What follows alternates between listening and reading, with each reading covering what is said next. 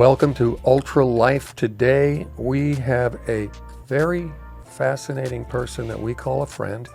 Her name is Mary Jane Fry. Some of you, if you've never gone back into our archives and listened to any of the podcasts we've done with her, you are really going to enjoy it. I am one of your hosts. I'm Josh Bellew. I'm Adam Payne, the other host, and you're all right, Josh.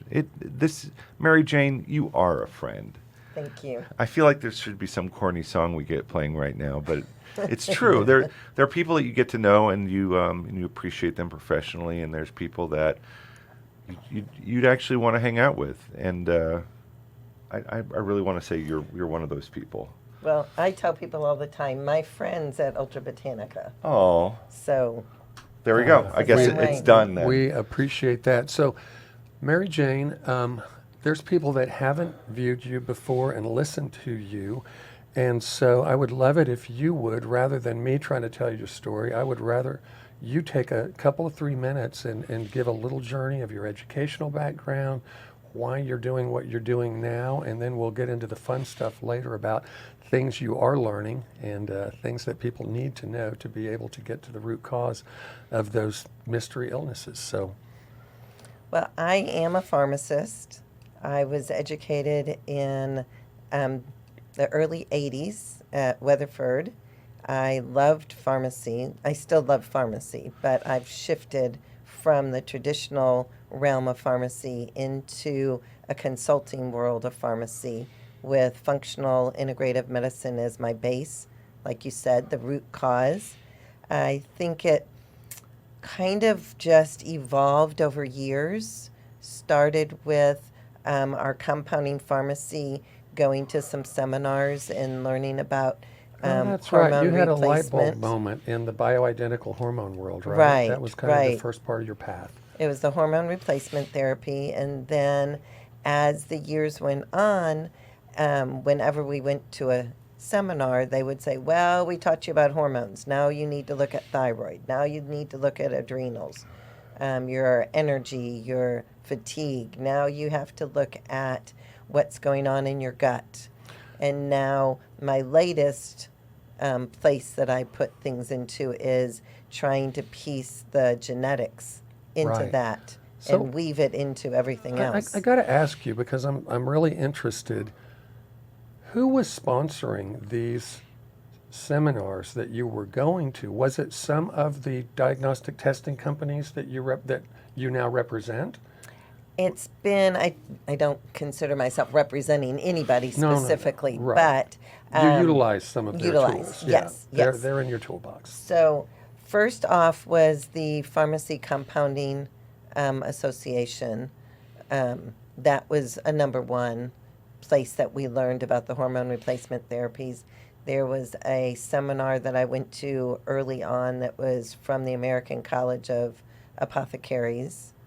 And so that was another place. And then ZRT is a saliva blood test company. Right. And now they do urine strips also. So that company did some seminars in the past. And then nutritionally wise, I've been at seminars from all of the big functional medicine type nutritional companies, Zymogen, Metagenics, Orthomolecular, the other place was A4M. Right. Did Right. some training with them, some seminars. Are- So lots of different places. Are most pharmacists or compounding pharmacists open to this world? I have found that most compounding pharmacists I know far more than pharmacists that don't do any compounding. Is there any reason that your group was so open to pursuing these things? The owner of the pharmacy originally, Don Cootie, he was a pharmacist for years and years, and he took an interest in nutraceuticals. Nice. And brought in somebody back in the early 90s and trained us in some basics. And then from there, it just kind of kept growing. I think the reason that the compounding pharmacies were getting into it was the niches, that we could be able to be involved in, you weren't just making a compound, but you actually understood what was going on. Right. And then also early on, there weren't very many practitioners who were involved in it. So the practitioners were sending us the patients. So Adam, and you running into pharmacists and all kinds of researchers that you've run into over the years. What is the tipping point for some of them? I mean, we've always talked about these personal crises, but how do people like your work out at OU, these researchers begin to get interested in plant bioactive compounds and nutraceuticals and things like that? Well, it typically doesn't come from the pharmacy backwards. It usually comes from a researcher that is understanding either the basic research, which we've done an incredible job. You know, our hats off to the NIH for investing, I think, a couple of $1 trillion now into basic research to understand how our biology works from a fundamental basis. Even like the whole human genome project was a dream of, I don't know, was it the Carter administration when that started? Wow.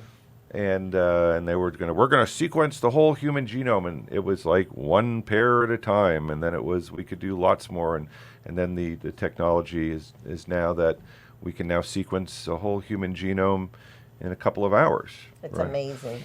What we can do, but it's the research drove insights into human biology, and then there were all of these anecdotal pieces of evidence that were out in the natural medicine space that drove connections.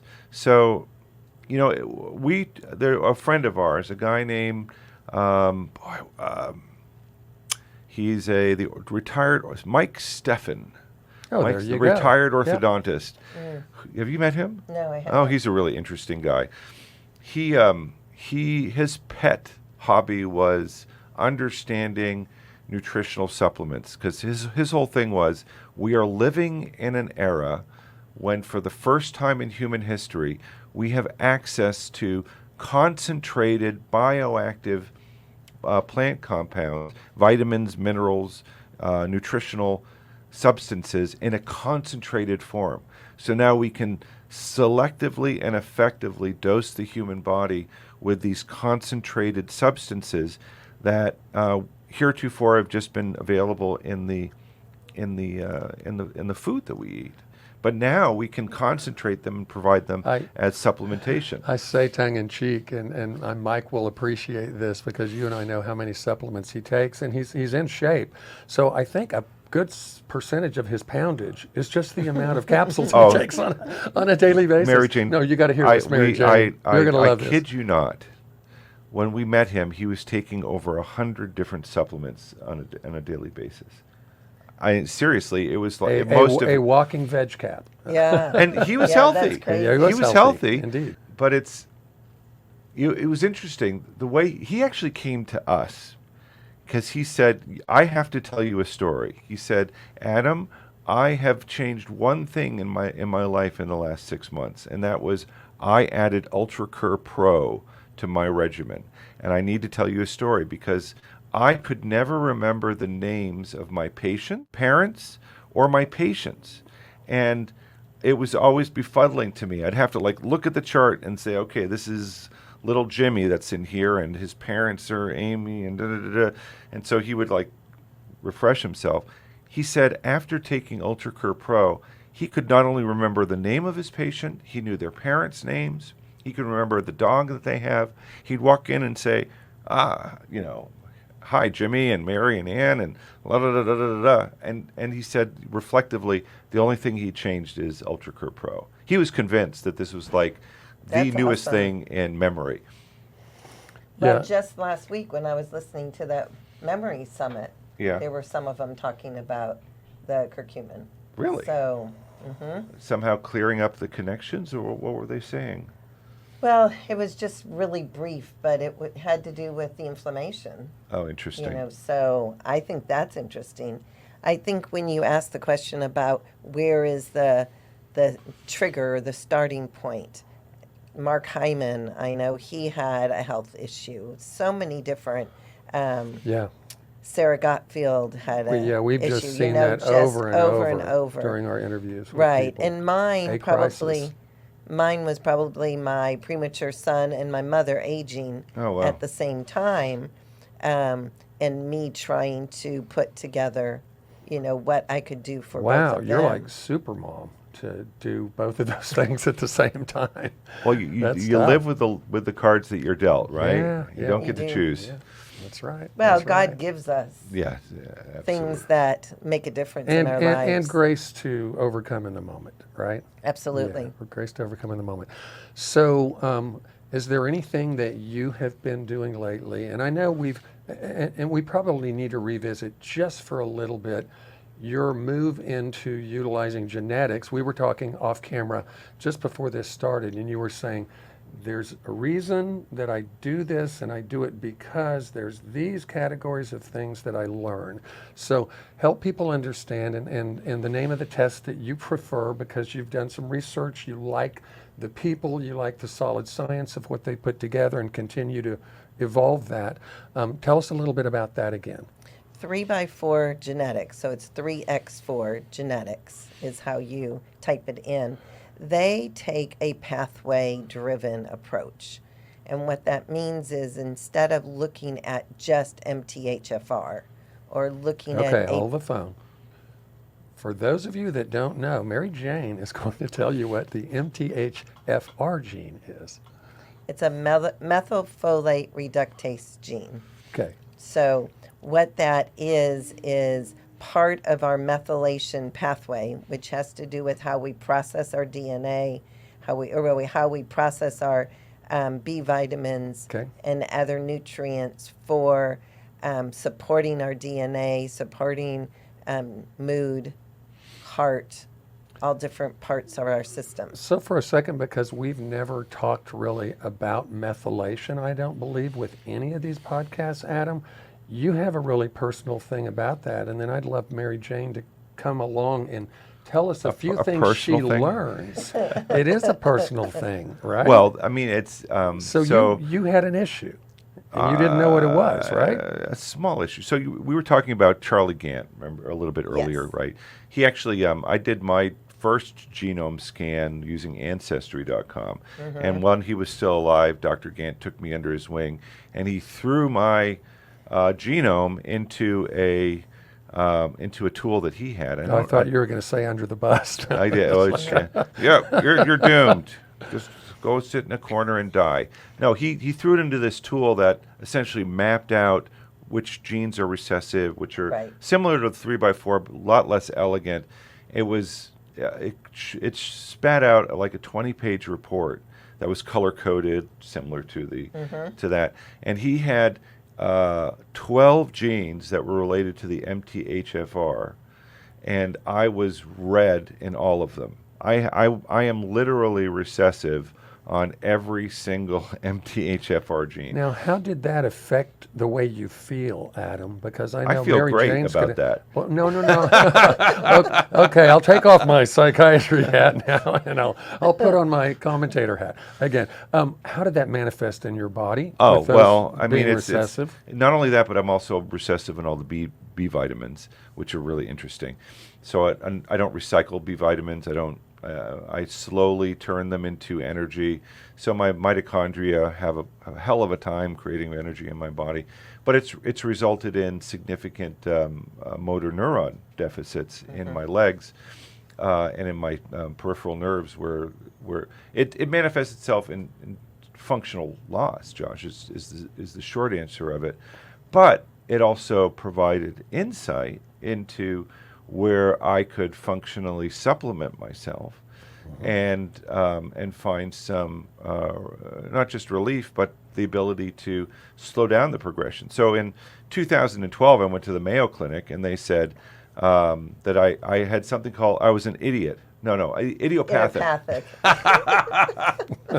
Yeah, I have an idiot's disease. It's called idiopathy. No, idiopathic peripheral neuropathy, which is a shorthand for you have peripheral neuropathy and we have no idea where it's coming from. Okay, this is a great time for us to segue into another segment here. Now, we will be right back with Mary Jane Fry, pharmacist, very interesting woman that does some neat things. One thing I love about her is she's always learning. So this is Ultra Life Today. I'm Josh Bellew. I'm Adam Payne. We'll be right back. Stay tuned.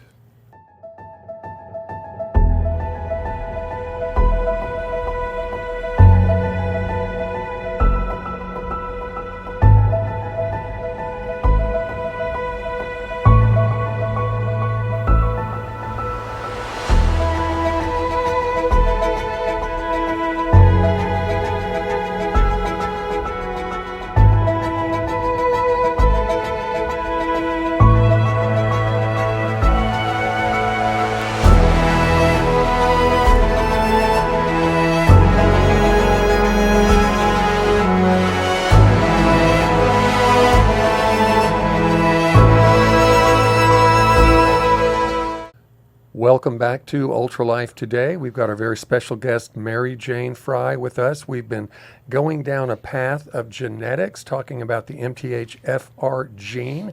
Adam has been sharing that he's recessive there and in a number of other areas. And we are back. That was not a backhand insult. You're bashing me today. I am trying to elevate the. I am trying to elevate the knowledge But of our let me audience. say this. So I was not in good shape in 2012. I think as we left it off. I went to the Mayo Clinic because I was getting significant pain issues, significant muscular deficits, and coming back with the idiot's diagnosis.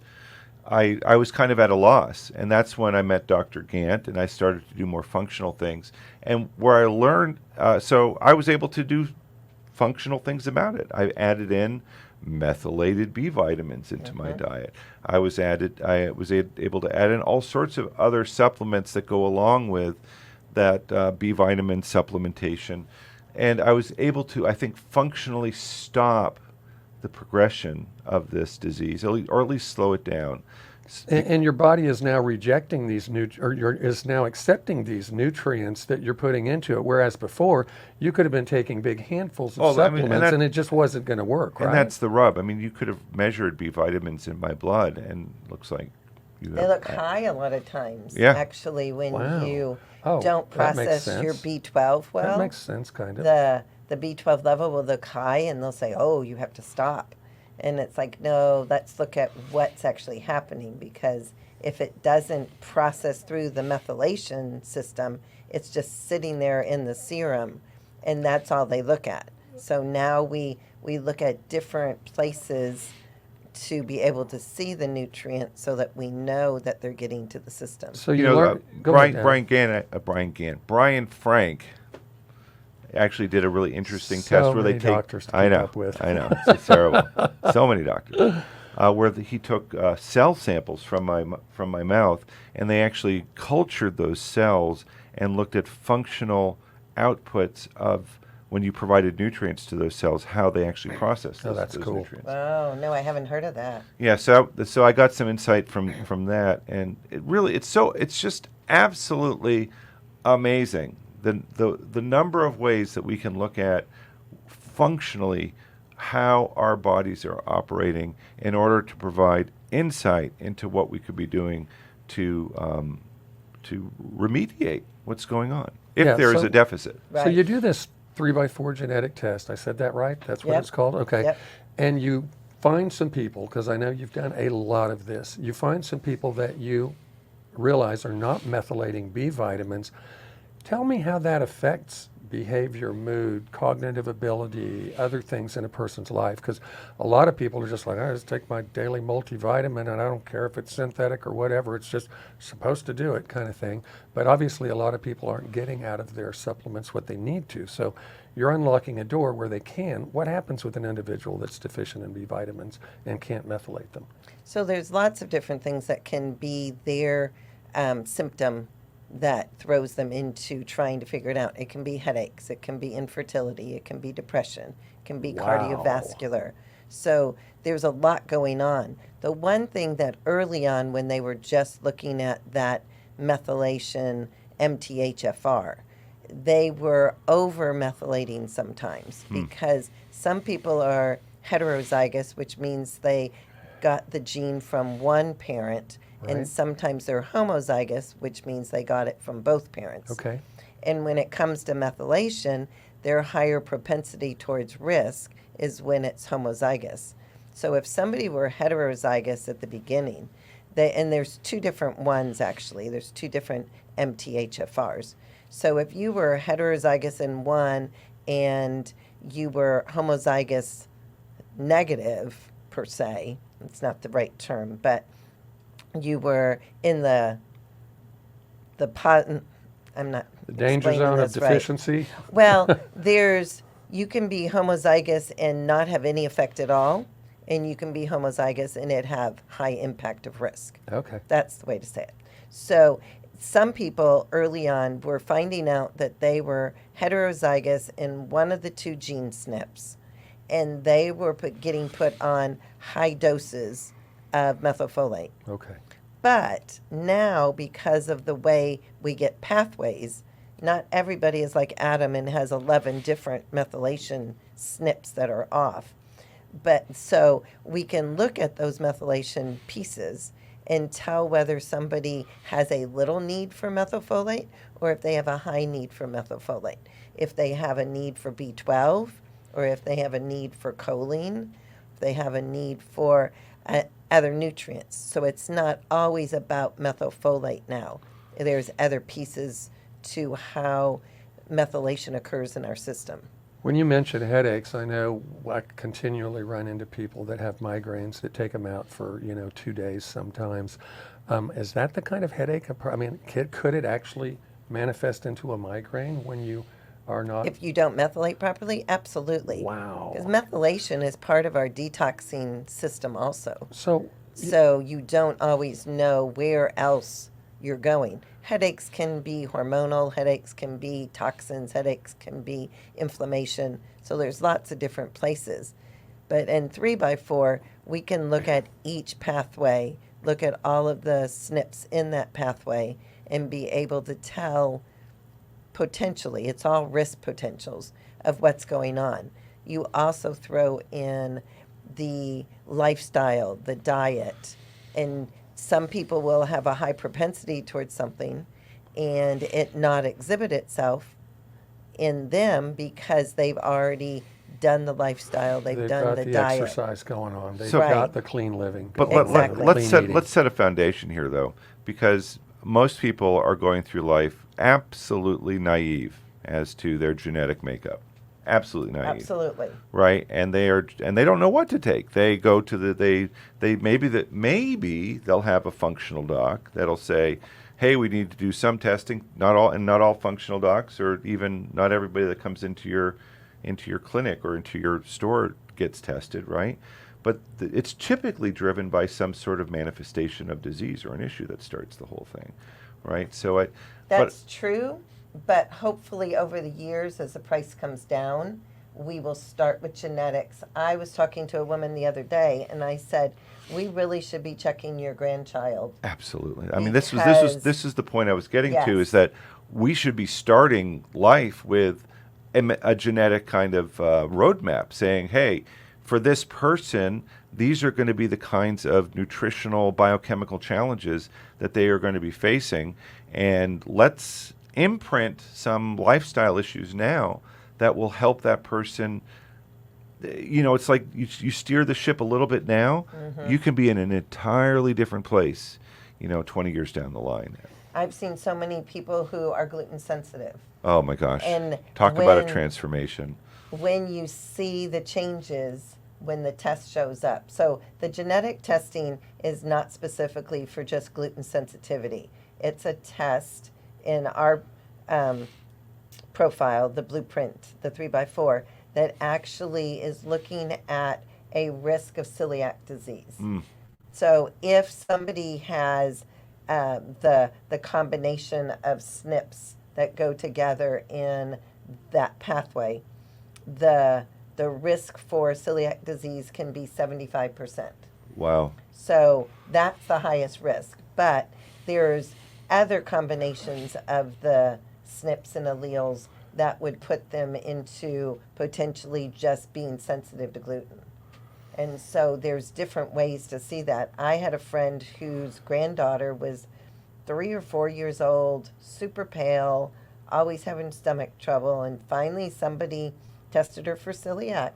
And within a month, her entire structure, features, everything had Demeanor, changed. everything changed. Everything had So changed. I mean, just a recent thing in my life. My wife, constant problems, headaches, sleep cycles that were all out of whack all the time.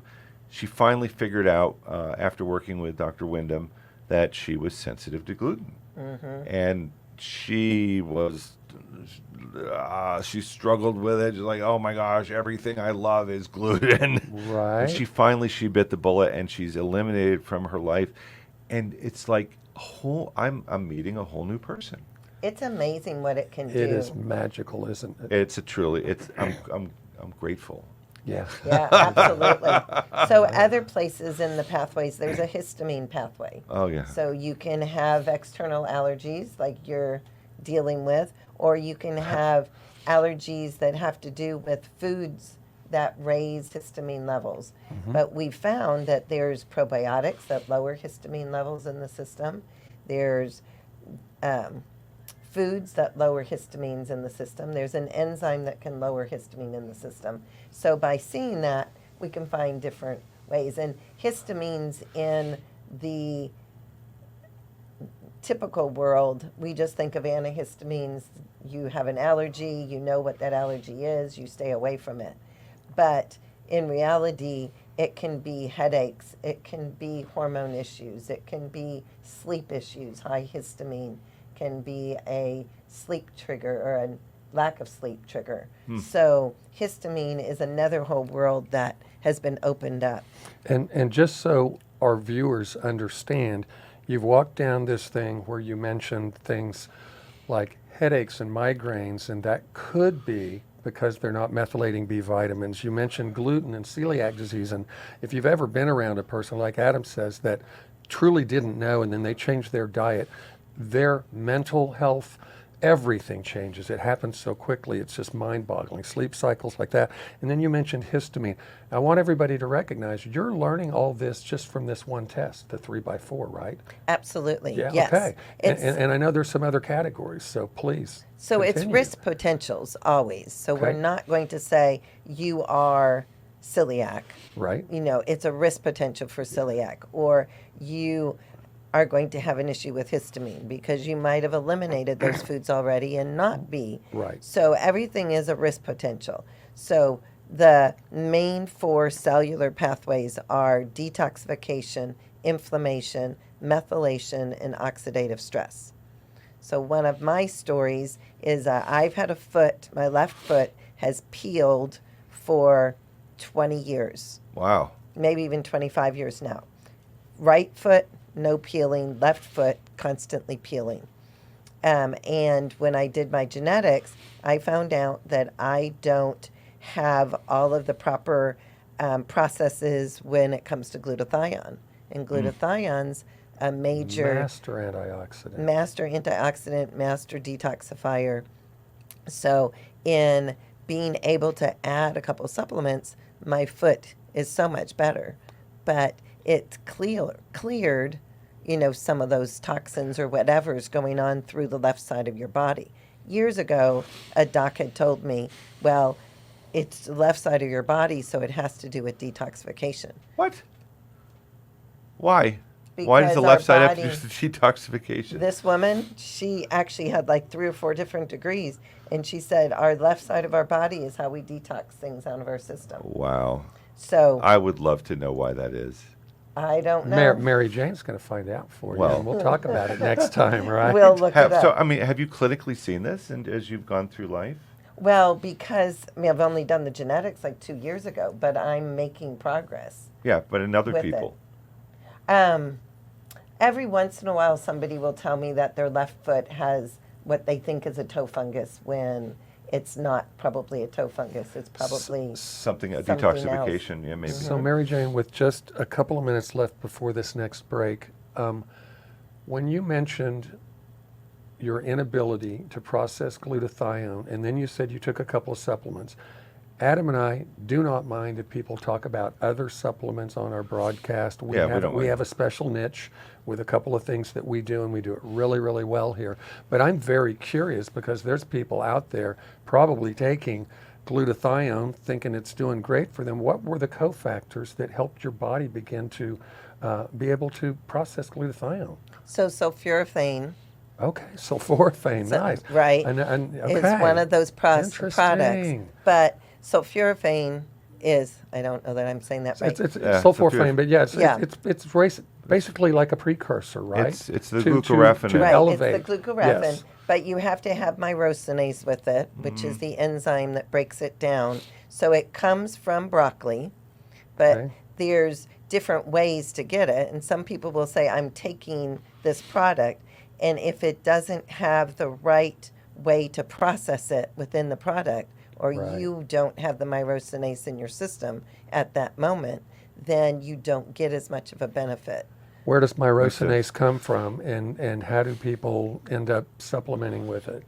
Well, there are companies, and I've listened to people talk about them, but I haven't ever used them. But there are products that they say if it's the broccoli sprout and it's the raw powder, then you're going to get the myrosinase with it. Okay. So that's what some people, they hold their hat on that. Zymogen has come up with a combination of the sulforaphane with myrosinase. They've sourced Okay. the actual myrosinase, put it together, and that's what I'm taking right now. Okay. Interesting. Clever idea. Okay. Well, this is Ultra Life Today. I'm one of your hosts, Josh Bellew. I'm Adam Payne, and we've been having a discussion with Mary Jane Fry. Next week, we'll be returning to our discussion and continuing on in the fascinating journey. Stay tuned.